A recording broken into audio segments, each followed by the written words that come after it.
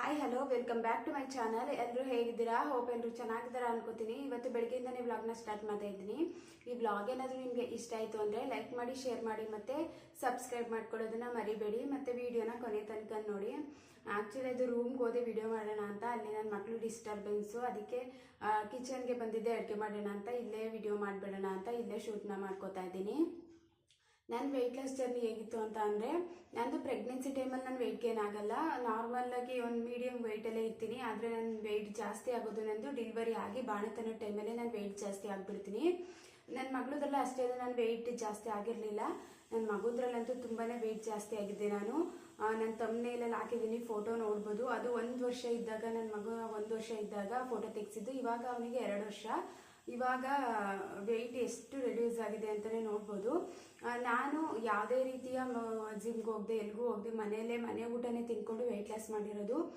Weight loss ಅನ್ನೋದು ಒಂದು full journey ಇದ್ದಂಗೆ. ನಾವು 1 ತಿಂಗಳಿಗೆ ವೆಯ್ಟ್ ಲಾಸ್ ಮಾಡಿಬಿಟ್ಟು ಸಣ್ಣ ಆಗಿಬಿಡ್ತೀವಿ. ತಿರ್ಗಾ ಅಂದರೆ ನಾರ್ಮಲ್ಲಾಗಿ ತಿರ್ಗಾ ನಾವು ಒಂದು ಲೈಫ್ ಸ್ಟೈಲ್ನ ಸ್ಟಾರ್ಟ್ ಮಾಡಿದಾಗ ಎಲ್ಲ ಜಾಸ್ತಿ ತಿಂತಾ ಇದ್ದಾಗ ಅದೇ ರೀತಿ ವೆಯ್ಟ್ ಜಾಸ್ತಿ ಆಗಿಬಿಡ್ತೀವಿ. ಈ ಕಂಟಿನ್ಯೂಸ್ ಆಗಿ ಒಂದು ನಿಧಾನ ಆದರೂ ಪರವಾಗಿಲ್ಲ, ಒಂದು ಚೆನ್ನಾಗಿ ವೆಯ್ಟ್ ಲಾಸ್ ಆಗಬೇಕು ಅಂತ ಇದ್ದರೆ ಒಂದು ರೆಗ್ಯುಲರ್ ಆಗಿ ನಾವು ಒಂದು ಫುಡ್ನ ಮೇಂಟೈನ್ ಮಾಡ್ಕೋಬೋದ್ರೆ, ಒಂದು ಡಯಟ್ ಫುಡ್ನ ಮೇಂಟೈನ್ ಮಾಡ್ಕೋಬೋದ್ರೆ ನಾವು ಈಸಿಯಾಗಿ ವೆಯ್ಟ್ ಲಾಸ್ ಆಗ್ಬೋದು. ಹೆಣ್ಮಕ್ಳಲ್ಲಿ ಜಾಸ್ತಿ ವೆಯ್ಟ್ ಗೇನ್ ಆಗಿಬಿಡ್ತಾರೆ, ಯಾಕಂದರೆ ಹಾರ್ಮೋನಲ್ ಇಂಬ್ಯಾಲೆನ್ಸಿಂದ ವೆಯ್ಟ್ ಗೇನ್ ಆಗಿಬಿಡ್ತೀವಿ. ಪ್ರೆಗ್ನೆನ್ಸಿ ಟೈಮಲ್ಲಿ ವಿಟಮಿನ್ಸ್ ಟ್ಯಾಬ್ಲೆಟ್ ತಗೋತಾ ಇರ್ತೀವಿ. ಮತ್ತು ಡೆಲಿವರಿ ಆದಮೇಲೆ ನನಗೆ 2 ಮಕ್ಕಳು ಸಿಸರಿನ್ ಆದ್ದರಿಂದ 3 ಮಂತ್ಸ್ವರೆಗೆ ಕ್ಯಾಲ್ಶಿಯಂ ಟ್ಯಾಬ್ಲೆಟ್ನ ಕೊಡ್ತಾರೆ. ಆವಾಗೆಲ್ಲ ಟ್ಯಾಬ್ಲೆಟ್ನ ತಗೋತಿರ್ತೀವಿ. ಆವಾಗೆಲ್ಲ ಒಂದು ಸ್ವಲ್ಪ ಜಾಸ್ತಿ ವೆಯ್ಟ್ ಗೇನ್ ಆಗಿಬಿಡ್ತೀವಿ. ಆವಾಗ ನಾವು 1 ವರ್ಷ, ನಾವು ಬಾಣತನ ಟೈಮಲ್ಲೇ ಒಂದು 3 ಮಂತ್ವರೆಗೆ ಚೆನ್ನಾಗಿ ತಿನ್ಕೊಂಡು, ಒಂದು 3 ಮಂತ್ ಆದಮೇಲೆ ಒಂದು ಡಯಟ್ ಫುಡ್ನ ಫಾಲೋ ಮಾಡ್ಕೋಬೋದ್ರೆ ಈಸಿ ಆಗಿಬಿಡುತ್ತೆ ನಮಗೆ ವೆಯ್ಟ್ ಲಾಸ್ ಮಾಡೋದಕ್ಕೆ. ಅದನ್ನು ಬಿಟ್ಬಿಟ್ಟು ನಾವು 1 ವರ್ಷ ಆಗಲಿ ಪರವಾಗಿಲ್ಲ, ಚೆನ್ನಾಗಿ ಬಾಣತನ ಮಾಡಿಸ್ಕೊಳ್ಳೋಣ, ಆಮೇಲೆ ನಾವು ವೆಯ್ಟ್ ಲಾಸ್ನ ಮಾಡೋಣ ಅಂದರೆ ಮಾಡೋದಕ್ಕಾಗಲ್ಲ, ತುಂಬಾ ಕಷ್ಟ ಆಗಿಬಿಡುತ್ತೆ. ಅದನ್ನು ಬಿಟ್ಟು ಯಾರಾದರೂ ವೆಯ್ಟ್ ಲಾಸ್ನ ಮಾಡ್ತಿದ್ದೀವಿ ಅಂತ ಅಂದಾಗ ಒಂದು 3 ಮಂತ್ವರೆಗೆ ಚೆನ್ನಾಗಿ ರೆಸ್ಟ್ನ ತಗೊಂಡು, ಒಂದು 3 ಮಂತ್ ಆದಮೇಲೆ ಸಿಸರಿನ್ ಆದರೆ ಫಸ್ಟು ಸಿಂಪಲ್ಲಾಗಿ ಎದ್ದು ಕೂತ್ಕೊಳ್ಳೋದಾಗಿರ್ಬೋದು, ಈ ರೀತಿ ಒಂದು ಎಕ್ಸಸೈಸ್ನ ಮಾಡಿಕೊಂಡು ಒಂದು ಡಯಟ್ ಫುಡ್ನ ಫಾಲೋ ಮಾಡಿದ್ರೆ ಈಸಿಯಾಗಿ ವೆಯ್ಟ್ ಲಾಸ್ನ ಮಾಡ್ಕೋಬೋದು. ಇನ್ನು ಊಟದ ಬಗ್ಗೆ ಬಂತು ಅಂತ ಅಂದರೆ, ನಾನು ಫುಲ್ ಹಣ್ಣನ್ನೇ ತಿನ್ಕೊಂಡು, ಫ್ರೂಟ್ಸ್ನೇ ಬೆಳಗ್ಗಿಂದ ಸಾಯಂಕಾಲ ತನಕ ತಿನ್ಕೊಂಡು ಡಯಟ್ನ ಮಾಡ್ತೀವಿ, ಮತ್ತು ಫುಲ್ಲು ಇದನ್ನೇ ಮಾಡ್ತೀವಿ ಅಂತ ಅಂದರೆ ನಮ್ಗೆ ತುಂಬಾ ಕಷ್ಟ ಆಗಿಬಿಡುತ್ತೆ. ನಾನು ನಾರ್ಮಲಾಗಿ ನಮ್ಮ ಮನೇಲಿ ಯಾವ ಥರ ಅಡುಗೆಯನ್ನು ಮಾಡ್ತಿದ್ದೆ, ನನಗೆ ಸಪ್ರೇಟ್ ಮಾಡ್ಕೊಳ್ಳೋಕ್ಕೂ ಅಷ್ಟು ಟೈಮ್ ಇರಲಿಲ್ಲ, ಯಾಕಂದರೆ 2 ಮಕ್ಕಳನ್ನ ನೋಡ್ಕೋಬೇಕಿತ್ತು.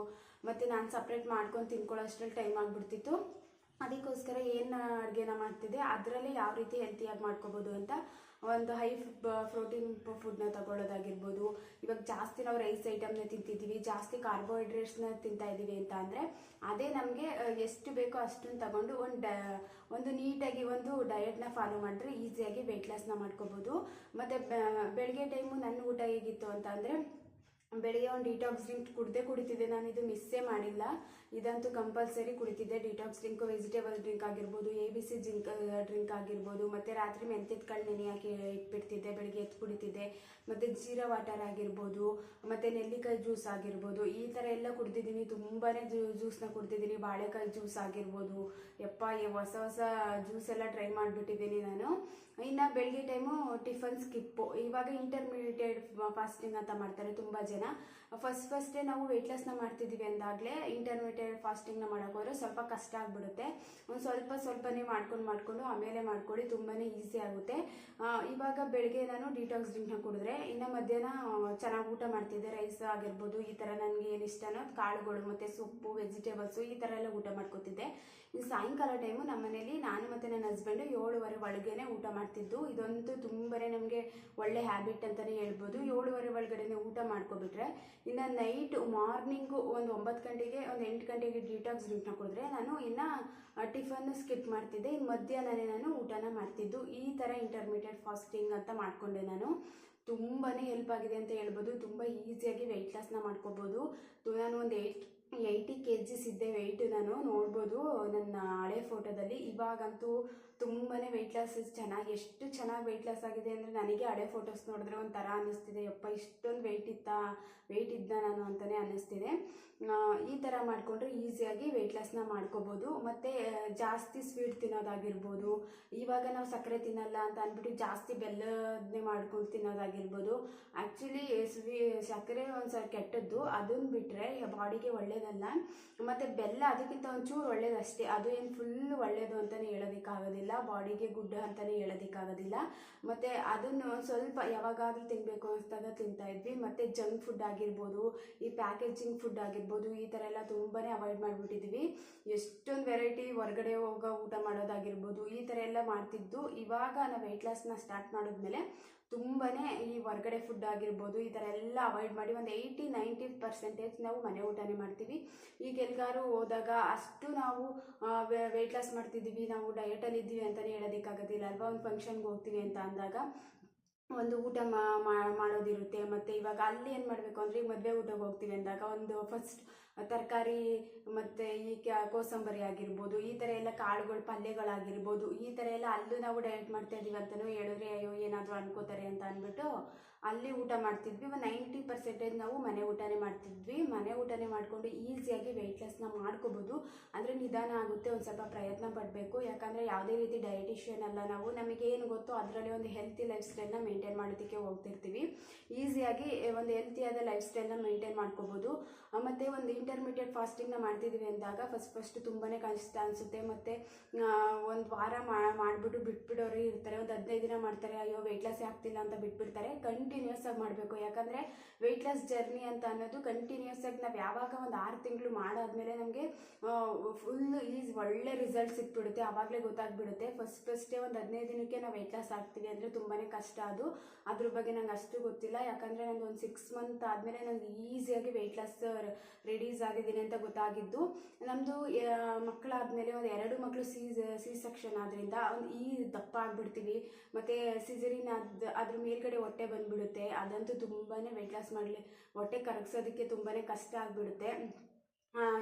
ಈ ಥರ ಇದ್ದಾಗ ಒಂದು 6 ತಿಂಗಳು 7 ತಿಂಗಳು ತಗೊಳುತ್ತೆ ನಮ್ಮ ಟೈಮು. ಯಾಕಂದರೆ ನಾವು ಎಲ್ಲಿಗೂ ಜಿಮ್ಗೆ ಹೋಗ್ತಿಲ್ಲ, ಹೊರಗಡೆ ಇದು ಮಾಡ್ತಿಲ್ಲ ಅಂದಾಗ, ಮನೇಲೇ ಇದ್ಕೊಂಡು ಮಾಡ್ತಿದ್ವಿ ಅಂತ ಅಂದಾಗ ಒಂದು ಸ್ವಲ್ಪ ಟೈಮ್ ತಗೊಳುತ್ತೆ. ಆಮೇಲೆ ಊಟ ಏನೇ ಇರ್ಬೋದು, ಆದರೆ ಎಕ್ಸಸೈಸ್ ತುಂಬಾ ಮುಖ್ಯ. ಈಸಿಯಾಗಿ ನಾವು ಮನೇಲೇ ಮಾಡ್ಕೊಳ್ಳುವಂಥ ಎಕ್ಸಸೈಸು ಈ ಥರ ಎಲ್ಲ walking is the best. Weight loss ಮಾಡಲಿಕ್ಕೆ ಬೆಸ್ಟ್ ವಾಕಿಂಗು. ಒಂದು ಅರ್ಧ ಗಂಟೆ, ಒಂದು 30 ಮಿನಿಟ್ಸ್ ಆದರೂ ವಾಕ್ ಮಾಡಿದ್ರೆ ಈಸಿಯಾಗಿ ವೆಯ್ಟ್ ಲಾಸ್ನ ಹಾಕ್ತೀವಿ. ವೆಯ್ಟ್ ಲಾಸ್ ಅನ್ನೋದು ಕಷ್ಟ ಏನಲ್ಲ, ನಾವು ಯಾವ ಥರ ತಗೋತೀವಿ ಅದ್ರ ಮೇಲೆ ಡಿಪೆಂಡ್ ಆಗಿಬಿಡುತ್ತೆ. ನನ್ನ ವೆಯ್ಟ್ ಲಾಸ್ ಜರ್ನಿ ಅಂತೂ ತುಂಬಾ ಚೆನ್ನಾಗಿತ್ತು. ಯಾಕಂದರೆ ನಾನು ವೆಯ್ಟ್ ಲಾಸ್ ಮಾಡ್ತಿದ್ದೀನಿ ಅಂತ ಮೈಂಡಲ್ಲಿ ಜಾಸ್ತಿ ಸ್ಟ್ರೆಸ್ನೇ ತೊಗೊಂಡಿಲ್ಲ. ಯಾಕಂದರೆ ಒಂದು ಹೆಲ್ತಿಯಾದ ಲೈಫ್ ಸ್ಟೈಲ್ನ ಮೇಂಟೈನ್ ಮಾಡಬೇಕು, ಒಂದು ಚೆನ್ನಾಗಿ ಆರೋಗ್ಯಕರವಾಗಿರಬೇಕು. ಮತ್ತು ನಾವು ವೆಯ್ಟ್ ಲಾಸ್ ಮಾಡ್ತಾನೆ ಗೊತ್ತಾಗ್ಬಿಡುತ್ತೆ ನಮಗೆ, ವಾವ್ ಎಷ್ಟೊಂದು ಚೆನ್ನಾಗಿ ನಮ್ಮ ಬಾಡೀಲಿ ಬದಲಾವಣೆಗಳು ಸ್ಟಾರ್ಟ್ ಆಗುತ್ತೆ. ಮತ್ತು ಏರ್ ಅಂತೂ ತುಂಬಾ ಚೆನ್ನಾಗಿ ಗ್ರೋತ್ ಆಗುತ್ತೆ. ನಾವೀಗ ABC ಜ್ಯೂಸ್ ಆಗಿರ್ಬೋದು, ಮತ್ತು ನೆಲ್ಲಿಕಾಯಿ ಜ್ಯೂಸ್ ಆಗಿರ್ಬೋದು, ಈ ಥರ ಎಲ್ಲ ಕುಡಿತೀವಿ ಅಂದಾಗ ತುಂಬಾ ಹೇರ್ ಗ್ರೋತ್ ಆಗುತ್ತೆ. ಮತ್ತು ನಮ್ಮ ಬಾಡಿ ತುಂಬಾ ಚೇಂಜಸ್ ಆಗುತ್ತೆ. ಈ ಥರ ವೆಜಿಟೇಬಲ್ಸ್ ಎಲ್ಲ ಜಾಸ್ತಿ ತಿಂತಾ ಇರ್ತೀವಿ, ಪ್ರೋಟೀನ್ ಎಲ್ಲ ಜಾಸ್ತಿ ತಿಂತಾ ಇರ್ತೀವಿ. ಪ್ರೋಟೀನ ಜಾಸ್ತಿ ತೊಗೊಂಡು ಕಾರ್ಬೋಹೈಡ್ರೇಟ್ಸು ಈ ಥರ ಎಲ್ಲ ಒಂದು ಸ್ವಲ್ಪ ಕಮ್ಮಿನ ಮಾಡ್ಕೋಬೇಕು. ಫಸ್ಟ್ ಜಾಸ್ತಿ ಅನ್ನ ತಿಂತಿದ್ದೀವಿ ಅಂತ ಅಂದಾಗ ರೈಸ್ ಐಟಮ್ನ ಕಡಿಮೆ ಮಾಡ್ಕೊಂಡು ಎಲ್ಲನೂ ಬ್ಯಾಲೆನ್ಸ್ ಮಾಡ್ಕೋಬೇಕು ಅಷ್ಟೇ, ಇನ್ನೇನು ಇಲ್ಲ. ಎಲ್ಲನೂ ಬ್ಯಾಲೆನ್ಸ್ ಮಾಡಿಕೊಂಡು ಎಲ್ಲನೂ ತಿಂದರೆ ಯಾವುದೇ ರೀತಿಯ ವೆಯ್ಟ್ ಲಾಸ್ಗೆ ಈಸಿಯಾಗಿ ವೆಯ್ಟ್ ಲಾಸ್ನ ಮಾಡ್ಕೋಬೋದು. ಇವಾಗಂತೂ ಸಮ್ಮರ್ ಇರೋದ್ರಿಂದ ವೆಯ್ಟ್ ಲಾಸ್ ಮಾಡಲಿಕ್ಕೆ ಬೆಸ್ಟ್ ಅಂತಲೇ ಹೇಳ್ಬೋದು. ಯಾಕಂದರೆ ತುಂಬಾ ಬಿಸಿಲಿದೆ, ನಮಗೆ ಊಟ ಜಾಸ್ತಿ ಮಾಡೋದಕ್ಕಾಗ್ತಿರಲ್ಲ. ಜಾಸ್ತಿ ಮಜ್ಜಿಗೆ ಮತ್ತು ನೀರು ಈ ಥರ ಜ್ಯೂಸ್ ಆಗಿರ್ಬೋದು ಈ ಥರ ಜಾಸ್ತಿ ಕುಡಿತಿರ್ತೀವಿ. ಇವಾಗಂತೂ ತುಂಬಾ ಈಸಿ ವೆಯ್ಟ್ ಲಾಸ್ ಮಾಡೋದಕ್ಕೆ. ಈ ಸಮ್ಮರ್ ಟೈಮಲ್ಲಿ ಆರಾಮಾಗಿ ವೆಯ್ಟ್ ಲಾಸ್ನ ಮಾಡ್ಕೊಳ್ಬೋದು. ಯಾಕಂದರೆ ನಮಗೆ ರೈಸ್ ಐಟಮ್ಸ್ ಜಾಸ್ತಿ ತಿನ್ನೋದಕ್ಕಾಗಿರಲ್ಲ. ವೆಯ್ಟ್ ಲಾಸ್ ಯಾರಾದರೂ ಮಾಡಬೇಕು ಅಂತ ಹೇಳಿದ್ರೆ ಸ್ಟಾರ್ಟ್ ಮಾಡಿ ತುಂಬಾ ಈಸಿಯಾಗಿ ವೆಯ್ಟ್ ಲಾಸ್ನ ಮಾಡ್ಕೋಬೋದು. ಫಸ್ಟ್ ಕಷ್ಟ ಅನಿಸ್ಬಿಡುತ್ತೆ, ಆಮೇಲೆ ನಮಗೆ ಗೊತ್ತಾಗ್ಬಿಡುತ್ತೆ ಎಷ್ಟೊಂದೆಲ್ಲ. ಈಗ ವೆಯ್ಟ್ ಲಾಸ್ ಜಾಸ್ತಿ ಆಗ್ತಿದ್ದೀವಿ ಅಂತ ಅಂದಾಗ ನಮಗೆ ಕಾಲು ನೋವು ಬರೋದಾಗಿರ್ಬೋದು, ಮತ್ತು ಇಂಡಿಗಳ ನೋವು ಬರೋದಾಗಿರ್ಬೋದು, ಈ ಥರ ಎಲ್ಲ ಸ್ಟಾರ್ಟ್ ಆಗಿಬಿಡುತ್ತೆ. ಯಾಕೆಂದರೆ ಇದೆಲ್ಲ ಪ್ರಾಬ್ಲಮ್ ಸ್ಟಾರ್ಟ್ ಆದಮೇಲೆ ನಾನು ಒಂದು ವೆಯ್ಟ್ ಲಾಸ್ನ ಮಾಡಬೇಕು, ಒಂದು ಹೆಲ್ತಿ ಲೈಫ್ ಸ್ಟೈಲ್ನ ಮೇಂಟೈನ್ ಮಾಡಬೇಕು ಅಂತ ಅಂದ್ಕೊಂಡು ಸ್ಟಾರ್ಟ್ನ ಮಾಡಿದ್ದು. ಮತ್ತು ನಾವು ಎಷ್ಟು ಆ್ಯಕ್ಟಿವ್ ಆಗಿರ್ತೀವಿ ಅದ್ರ ಮೇಲೂ ಡಿಪೆಂಡ್ ಆಗುತ್ತೆ. ಯಾಕಂದರೆ ನಾವು ಊಟ ಮಾಡಿಬಿಟ್ಟು ಅಲ್ಲೇ ಕುತ್ಕೊಳ್ಳೋದಾಗಿರ್ಬೋದು, ಮತ್ತು ಜಾಸ್ತಿ ನಾವು ನಮ್ಮ ಎಕ್ಸಸೈಸ್ನ ಈ ಥರ ಎಲ್ಲ ಮಾಡ್ದೇ ನಾವು ಒಂದು ಊಟದಿಂದನೇ ಡಯಟ್ ಮಾಡ್ತೀವಿ ಅಂತಂದರೆ ತುಂಬಾ ಕಷ್ಟ ಆಗಿಬಿಡುತ್ತೆ. ನಾವು ನಮ್ಮ ಬಾಡಿನ ಎಷ್ಟು ಆ್ಯಕ್ಟಿವ್ ಆಗಿರ್ತೀವಿ ಅದ್ರ ಮೇಲೂ ಕೂಡ ಡಿಪೆಂಡ್ ಆಗುತ್ತೆ. ಈಸಿಯಾಗಿ ವೆಯ್ಟ್ ಲಾಸ್ನ ಮಾಡ್ಕೋಬೋದು. ನನ್ನ ವೆಯ್ಟ್ ಲಾಸ್ ಜರ್ನಿ ಈ ಥರ ಇತ್ತು. ನಾನು ಯಾವುದೇ ರೀತಿಯಾಗಿ ಫುಲ್ಲು ನಾನು ಏನು ತಿಂದೇ ಈ ಥರ ಎಲ್ಲ ಮಾಡ್ಕೊಂಡಿಲ್ಲ. ಯಾವಾಗಲೂ 90% ಮನೆ ಊಟನೇ ತಿನ್ಕೊಂಡು ಇನ್ನು ಎಲ್ಲರೂ ಹೊರಗಡೆ ಹೋದಾಗ ಈ ಥರ, ಯಾಕಂದರೆ ನಾವು ಮನುಷ್ಯರೇ ಅಲ್ವಾ, ವೆಯ್ಟ್ ಲಾಸ್ ಮಾಡ್ತಿದ್ದೀವಿ ಅಂದಾಗ ನಮಗದು 1 ತಿಂಗಳು 2 ತಿಂಗಳಿಗೆ ಕಂಪ್ಲೀಟ್ ಆಗುವಂಥದ್ದಲ್ಲ. ಇನ್ನು ಅದೇ ರೀತಿ ನಮ್ಮ ಲೈಫ್ ಜರ್ನಿಲೇ ಒಂದು ಕಂಟಿನ್ಯೂ ಮಾಡ್ಕೊಂಡು ಹೋಗ್ತಿದ್ದೀವಿ ಅಂತ ಅಂದಾಗ ಅವಾಗವಾಗ ತಿನ್ನೋದು ಏನು ಅಷ್ಟು ಏನಿದಿಲ್ಲ ಅಂತ ನನಗನ್ಸುತ್ತೆ. ಯಾಕಂದರೆ ನಾನು ಒಂದು 10% ಈ ಹೊರಗಡೆ ಏನಾರು ಹೋದಾಗೆಲ್ಲ ತಿಂದಿದ್ದೀನಿ. 90% ಒಂದು ಹೆಲ್ತಿಯಾದ ಫುಡ್ನೇ ಮನೇಲೇ ಮಾಡಿಕೊಂಡೇ ಊಟ ಮಾಡಿದ್ದೀವಿ. ಈ ಥರ ಇತ್ತು ನನ್ನ weight loss journey. Weight loss ನಮಗಂತೂ ಡಿಲಿವರಿ ಆಗಿ ಬಾಣತನೆಲ್ಲ ಆದಮೇಲಂತೂ ತುಂಬಾ ಕಷ್ಟ ಆಗಿಬಿಡುತ್ತೆ ವೆಯ್ಟ್ ಲಾಸ್ನ ಮಾಡೋದಕ್ಕೆ. ಯಾರಾದರೂ ವೆಯ್ಟ್ ಲಾಸ್ನ ಮಾಡಬೇಕು ಅಂತ ಅಂದರೆ ಡಿಲಿವರಿಲೇ ಆ್ಯಕ್ಚುಲಿ ಬಾಣತನದಲ್ಲೇ ಸ್ಟಾರ್ಟ್ನ ಮಾಡ್ಕೊಬಿಡ್ಬೇಕು. 3-4 ತಿಂಗಳು ರೆಸ್ಟ್ನ ತೊಗೊಂಡು ಆಮೇಲೆ ಸ್ಟಾರ್ಟ್ ಮಾಡಿಕೊಂಡ್ರೆ ಈಸಿಯಾಗಿ ವೆಯ್ಟ್ ಲಾಸ್ನ ಮಾಡ್ಕೋಬೋದು. ಆಮೇಲಂತೂ ತುಂಬಾ ಕಷ್ಟ ಆಗಿಬಿಡುತ್ತೆ.